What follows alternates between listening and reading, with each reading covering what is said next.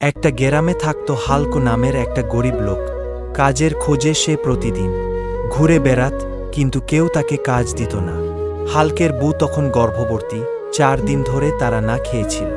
বউ বলল, তোমার ভাই তো বড়লোক, একবার তার কাছে সাহায্য চাও। হাল্ক ভাইয়ের কাছে গেল, কিন্তু ভাই সাহায্য তো করলি না, উল্টো মারধর করে তাড়িয়ে দিল। কষ্ট আর অপমান নিয়ে হাল্ক বাড়ি ফিরছিল। রাস্তায় হঠাৎ মেয়ের সঙ্গে দেখা হলো। বুড়ি জিজ্ঞেস করল, এত মন খারাপ কেন? হাল্ক সব খুলে বলল। বুড়ি বলল, এই বাক্সটা আমাকে পৌঁছে দাও, তাহলে তোমাকে একটা জিনিস দেব। হাল্ক বাক্স পৌঁছে দিলে। হাল্কে একটা জাদুর চাকরি দিল। সে চাকরি নিয়ে বাড়ি গেল। সে চাকরিকে বলল, ডাল চাল দাও। চাকরি ঘুরতে ঘুরতে ডাল চাল বের করতে লাগল। তারা পেট ভরে খাওয়া খেল। কদিনের মধ্যেই হাল্ক বড়লোক হয়ে গেল। গ্রামে তার নাম ছড়িয়ে পড়ল।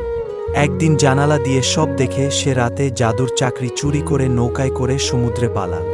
সমুদ্রে গিয়ে সে চাকরিকে বলল, আমাকে লবণ দাও। বলতেই চাকরি ঘুরতে ঘুরতে লবণ দিতে লাগে। লবণ অনেক হওয়ার কারণে নৌকা শুদ্ধি লোকটা ডুবে যায়। লোকে এখনো বলে সমুদ্রের তলে চাকরিটা এখনো ঘরে, সেই জন্য সমুদ্রের জল নুন্ডা। বন্ধুরা, গল্পটা ভালো লাগলে সাবস্ক্রাইব আর কমেন্ট করতে ভুলবে না।